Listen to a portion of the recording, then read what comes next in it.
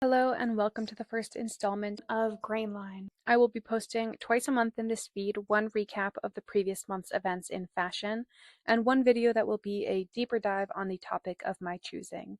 Anything from fashion history to runway analyses to current lawsuits, etc. So let's get into it. Here are the main events that happened last month in the fashion world. Starting off with the big one, Dario Vitale is out at Versace. A bit of background for this. Vitale joined Versace earlier in 2025 as the house's first ever non-family creative director. This was a historic move given how deeply the Versace brand identity is tied to the family name. Before this, Vitale worked under Miuccia Prada at Miu Miu, so leading Versace was his first official creative director role and a huge career milestone for him. But last month it was announced that Vitale is out after just one show.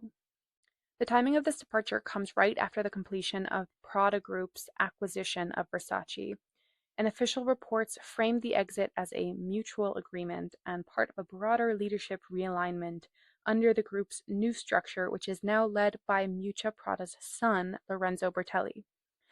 But the abrupt timing, literally days after the acquisition, definitely suggests some conflicting values. A lot of the conversation I've seen online centers around how corporate leadership and strategy unfortunately can influence a brand's identity as much as the creative director's artistic vision. What is surprising is that Vitali's debut collection, from my perspective, wasn't received badly at all. Reviews leaned positive, especially for a first show, and creative directors' first show at new houses are generally not thought of as their strongest. So there are some rumors floating around the industry that Vitali's exit from Miu Miu, which is also a part of the Prada group, may have complicated his relationship with the company, or that he was uncomfortable being part of this new system now run by Prada's son. But of course, none of this is confirmed. But no matter the reason, I do think it's a shame that this happened so early in his career, because now if you Google him, the story is essentially all that comes up. So I do hope he can find another role, because I actually really liked his collection. This sour-seeming ending with the first outsider or non-Versace family member to lead the brand creates quite interesting conditions for the next pick to step into. So naturally, everybody's asking who is next. There's talk about Olivier Rousteing, who exited Balmain last month, or possibly Riccardo Tisci, who's been between major houses since Burberry. I think also many are hoping that whoever comes next breaks away from the usual pattern of white male creative directors, which is so consistent across luxury brands. Next up, the British Fashion Awards happened at the beginning of the month. As always, there was a lot of online coverage of the outfits, which I felt were largely underwhelming, but there were definitely a few key standouts. It took place at London's Royal Albert Hall and was organized by the British Fashion Council, as always, as a fundraiser for the BFC Foundation. Major wins went to Jonathan Anderson as Designer of the Year for Dior and JW Anderson, Sarah Burton for British Women's Wear Designer of the Year, Grace Wales-Bonner for British Menswear Designer of the Year, Dilara Findicoglu received the Vanguard Award, Brunello Cucinelli received the Outstanding Achievement Award, Anak Yai was awarded Model of the Year, and Lil Sims was honored as Cultural Innovator. Outside of outfit critiques, the online discourse that I saw was threefold. Firstly, people were celebrating it as a win for Black women who have been seriously underappreciated in the fashion world, so to see so many of them awarded was really heartening. Second, there was a strong feeling of corporatization. The event had a very heavy sponsor influence. This, I think, is interesting because we've been hearing for a number of years about declining profits in the world of fashion, and especially luxury fashion. And so I do think we'll start to see more and more sponsorships bleed into fashion events, and I just hope it doesn't bleed too much into actual fashion shows. Lastly, one of the things I saw over and over in articles and on social media was this feeling that this was a huge celebration of British fashion. And I thought this was a little bit funny because it's the British Fashion Awards, so like of course it's going to be skewed in this way. And when you have awards like British Menswear Designer of the Year and British Women's Wear Designer of the Year. It's naturally going to be a celebration of British fashion. But that said, it did seem like many of the other awards this year did go to British talent as well. And maybe I'm being a critic, but I also see a trend of the fashion industry being very quick to label a designer as British just because they gained success in London or attended Central St. Martin's, even if their background and inspirations or influence is a bit more complicated than that. But that's just me. On to the next story. France and the fast fashion brand Shein have been in an ongoing legal battle that has only continued to escalate in December. Back in July, France fined Shein 40 million euros for deceptive commercial practices and greenwashing. They then escalated by asking courts to suspend Shein in France for 3 months after investigators found illegal products on the platform, things like childlike sex dolls, banned weapons, and certain medications. On December 5th, that fight landed in a Paris courtroom. So France argued that Shein poses a risk to consumers for selling these products, while Shein argued that France was targeting the company in a political crusade. The court came to a mixed verdict, so it rejected the 3-month suspension of Shein, calling that level of response disproportionate to the offense, but instead of the ban, they ordered Shein to introduce strict age verification for any adult or potentially pornographic products on its site. They required something stronger than the simple "I am over 18" button, and they said that they were going to fine Shein 10,000 euros for every violation. But Shein said it already banned sex dolls and removed that kind of product from the site. So those kind of controls are just a legal obligation if they ever bring that category back. To me, this outcome seems like a win for Shein, who can basically operate as normal and just monitor their site for certain products. But it doesn't look like France is dropping this, and they're even expanding their investigation into other platforms like AliExpress and Temu. But more important context here is that there is larger EU-level pressure trying to target fast fashion. So even though this case seemed to come out in Shein's favor, I think it's possible that France is using this as a blueprint for how countries should come after fast fashion companies to punish any infractions on consumer safety or minor protection and environmental impact. Next, Zara is reporting positive outcomes from their recent effort to push into the luxury space. So initial numbers are in response to Zara's recent luxury collaboration, and it seems to have been a success for the brand. Zara launched a collection in honor of their 50th anniversary where they collaborated with high-end designers on 50 different pieces. This seems like they're trying to put distance between themselves and fast fashion competitors like Shein or Temu. It's likely that because they can't compete on that price point, they're leaning more into the luxury market and bringing down luxury costs to a more affordable price point. These collaborations included designer names both in the fashion world and on the outskirts of the fashion world, like Anna Sui, Karlie Kloss, Naomi Campbell, and Rosalia. And the result is that they reported their best week since 2020, indicating that this move has been a success for them so far. This isn't surprising to me because I do think they've tapped into a real market of people who want to buy high-end luxury pieces but just can't afford it.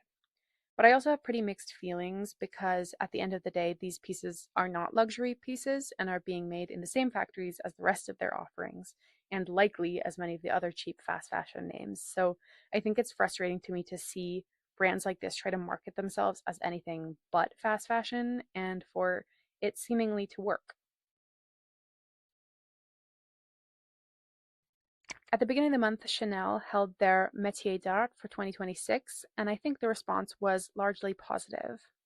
The Métier d'Art is a runway collection whose aim is to showcase the luxury craftsmanship of Chanel. It's generally held in cultural heritage sites around the world that are connected to Coco Chanel's own history, and this year it was held in the New York City subway, which is a location choice that says quite a lot. Mathieu Blasi talked about Coco Chanel being inspired by walking around downtown New York City and seeing women of lower classes wearing designs that ripped off her own, which was apparently something that she actually enjoyed seeing. He noted that the subway was inspiring to him personally because it is a place where all aspects of life intersect. In a sense, it's a place devoid of class or social hierarchy. The subway is often used as a signifier of accessibility. Something that comes to mind is Zohran Mamdani's recent campaign, where there were many images of him on the subway either casually or being interviewed or being photographed. This seemed like a very purposeful way to signify a solidarity with the working class. It signifies him as someone who lives the same life as you and walks the same walk. Now, Chanel is obviously not for the working class, but I think accessibility and the beauty of regular people were things that they were trying to signify in this show, not only in the location choice, but also in many of the clothes.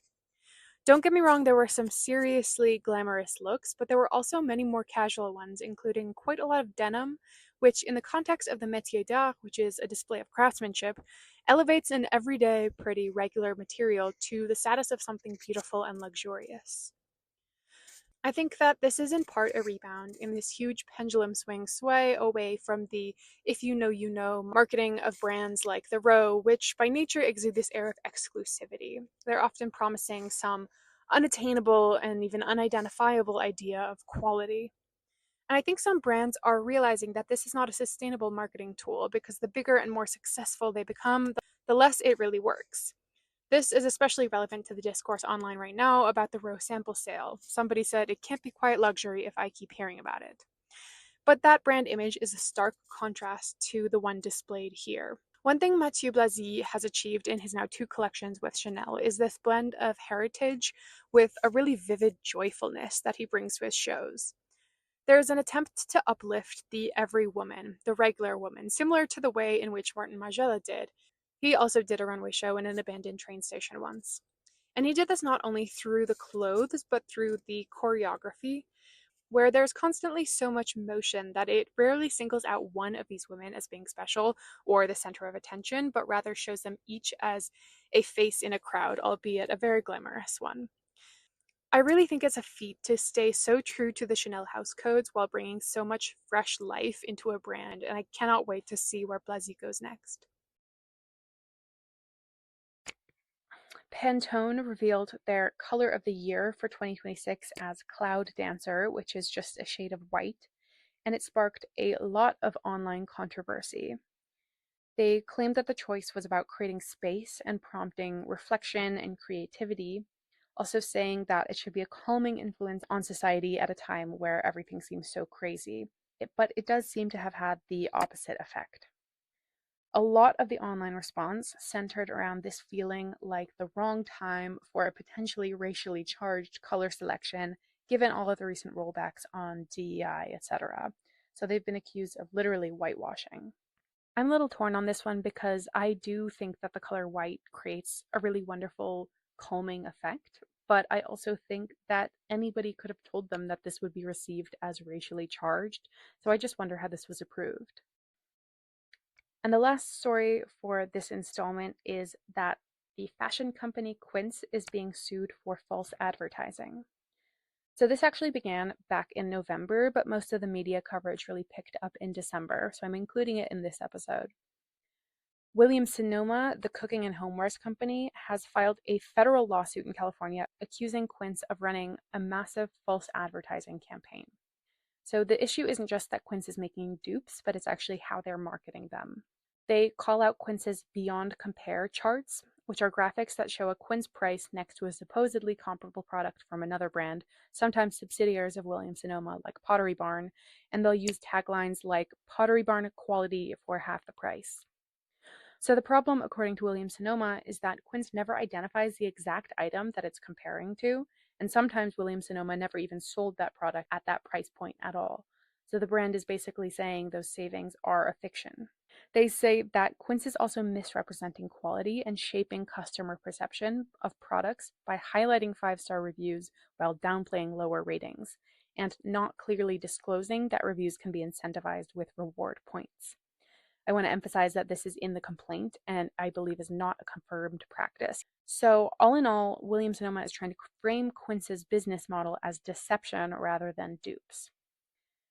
Williams-Sonoma had made previous lower impact complaints, but is now asking the court to shut down the current advertising and force Quince to hand over any profits it made from these tactics. So some more context is that Quince is actually already being sued by Tapestry, which is the parent company of Coach, over lookalike products. So that's two ongoing lawsuits brought by legacy brands, which makes it seem that Quince is becoming a kind of test case for the legal limits of dupe culture. So it's really towing the line between the smart comparison shopping and misleading consumers by piggybacking on legacy brands' reputations. So that's all I've got for my first monthly recap. Please let me know if you think I missed anything big or if there's another format that you'd like to see. And if you like this type of content, please consider liking or subscribing so that I can continue to make it. And with that, I will see you on the next one.